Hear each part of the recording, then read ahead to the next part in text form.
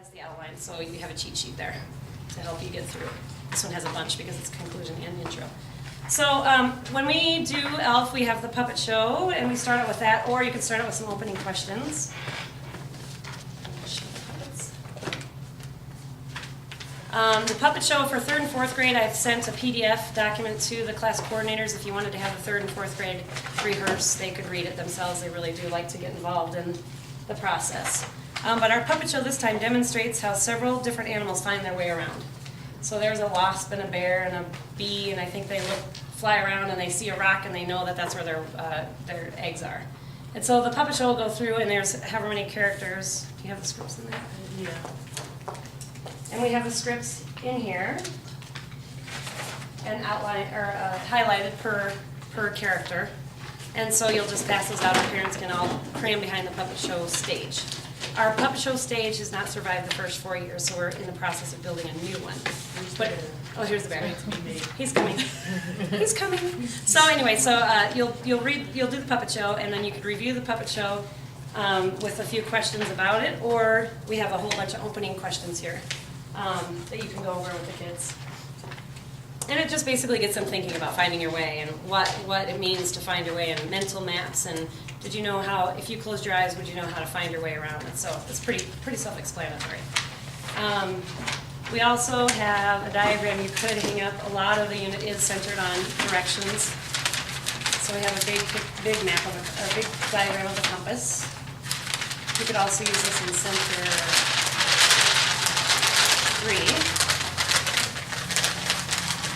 3. And then we also always have way too many books, but we have great books from the library that are a great resource if you just want to read a book after the puppet show for your 15-minute introduction while all the parents get ready for their centers.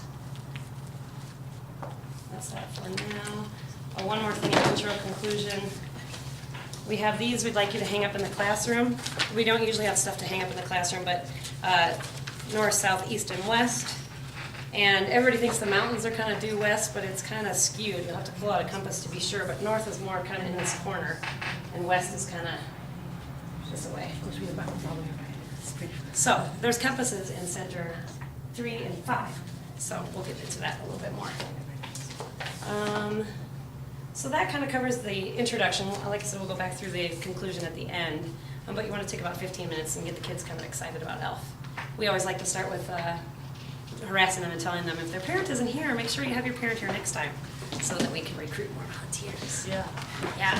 It's also a good time to let them know that ELF it's special to have in the classroom, and that it's you guys have volunteered your time to come, and that you expect them to be respectful to you. And that's something good to get started at the beginning of the year so that they know that it's not just playtime. A free-for-all. And that's really good. That's a very good reminder, because the 3rd and 4th graders kind of been through ELF. 4th graders, this will be a repeat of their information that they got in kindergarten. We cycle every 4 years. We thought it was 5, but it's 4 years. So it is important so that they're not bored. You just say, hey, listen, we're volunteers, and we're respecting, we expect respect from you guys because we're giving you our time today. So that's all good. All right. Center 1. Any questions on the intro? Or This is a wait. national program? It is, we get our materials from Vermont Institute of Nature and Science. Different schools could adopt it nationally if they want to, but we had to go to VINS, and we found out about it through Kiffin. So I think people could do it all over. We've had to adapt quite a bit since it's East Coast stuff. We've had to adapt. A lot of our tree sections were on the deciduous trees in Vermont, where we need Colorado flora and fauna, but yeah.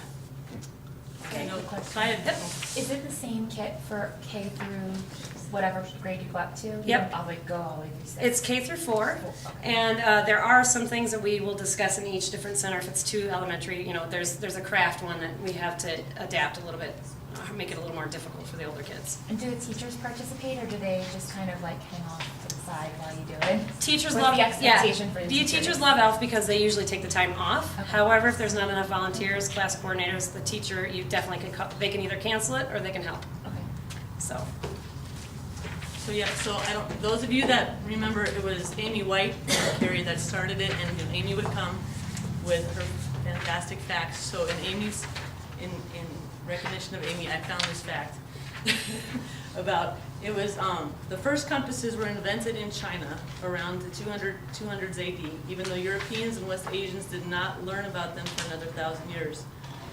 The compasses were simple arrangements of an iron needle and a bit of cork that you could easily make just like that. So I thought that was interesting that the first compasses were invented in China. So there's a We should stick that in center. What was it, 3? three. Okay.